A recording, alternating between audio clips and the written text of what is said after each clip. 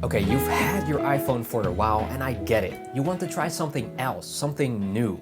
We've all seen the I switched to the S24 Ultra or the iPhone users switch videos. The funny thing is, they always switch back to iPhone. I've yet to see an exemption. Even the big names like MrBeast or Pokimane, and I'm sure a ton of other creators, get paid huge amounts to promote the Samsung's latest. And then you'll find them using the iPhone a day later. I can say as an iPhone user, the screen of the S24 Ultra is amazing.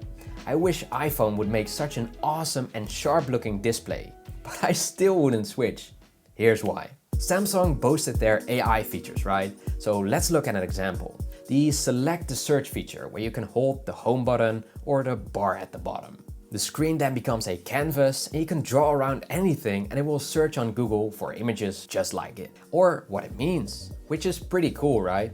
Well, yes. But if you download the Google app on your iPhone, you can do just that. Just not by selecting it on the screen, but by selecting it on one of your photos or screenshots. Which to me is pretty much the same thing. There's also a lot of other Android phones where you can do just that, albeit with an app instead of it being built in. They also have those fix your photo features where you can select something and then delete it out of your photo, which is basically Photoshop but on your gallery. The Google Pixels were the first to come out with those, if I'm right. And yeah, it's pretty cool, but once again, it's something which will be taken over by one of those ChatGPT apps in the near future for sure. Or you'll find that in the next iOS update with a better version. Because just like I thought, it's not as usable as it may look. This is just not something which you would buy an S24 Ultra for. Now, over to the fingerprint sensor. It's in the screen, which is pretty cool. Some people have even hoped for Apple to do this one day. And I hope they won't. Face ID is much easier. You will notice that while in the car, if you got your car holder on the left side for instance. And yes, I know you can add your left thumb too, but that's not my point. Now I will say that wet hands work perfectly fine, but with washed hands, it will make you pretty much unable to unlock your phone. It's just not as simple as Face ID. They also have a Face ID variant, but it's just not the same tech, meaning where Apple uses sensors in the dynamic island to measure depth, here the camera does all the work, and it can be fooled, just like this test on the S23 Ultra.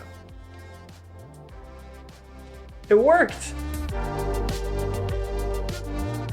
There's also the aspect of things like AirDrop, which might change in the future with QuickShare being available on PC now, but if you have a Mac like I do, there is no way to use AirDrop of course, because Apple keeps things closed. And I'm all for Apple opening up their ecosystem, but that's just not making sense from a business perspective. And the app called Android File Transfer on Mac is just a hit or miss. Sometimes it will connect and sometimes it will not.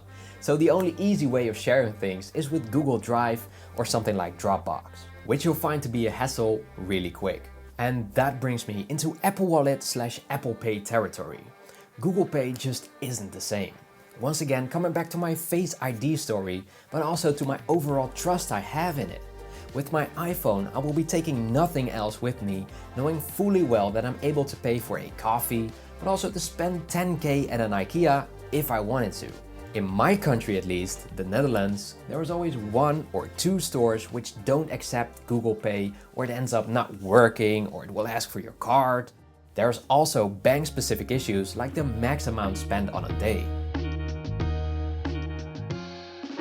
The software, being Android, is better in terms of customization. That we all know. But that also means that it feels like the internals don't speak the same language. Meaning if you switch on dark mode on an iPhone, you're used to knowing that everything will switch to dark mode. X, YouTube, Instagram, they all know. Now try that on an Android phone. One will still be in light mode, the other will ask you if you want to use the general settings, and the other one will do its own thing. You'll notice how well Apple has integrated everything to be as seamless as possible. On Android, that's just a whole different story. If you turn off your iPhone, for example, and turn it back on, you will see the Apple logo until it's ready to be used. On Android, you'll see the Android logo and then it will show you the lock screen, and if you then unlock your phone, it will most likely need a second or 2 extra to load everything up. And I'd rather see the Android logo for 2 seconds longer than to see it stutter once I try to interact with it. These tiny examples seem like nitpicking to you, but it's the overall experience I'm talking about.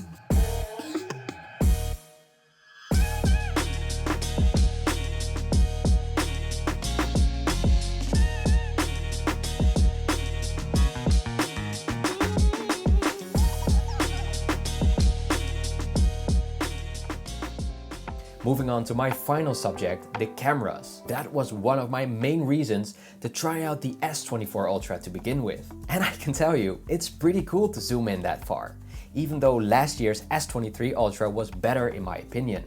And I would absolutely want that on an iPhone too. It's really fun, but also really handy. But it just doesn't tell the full story though, since most of the time you will not be taking photos with perfect light conditions. Indoor photos just aren't as good as iPhone. And don't get me started on how selfies look, because there's just a big difference. It may be better hardware, but it seems software has a ton to do with it too.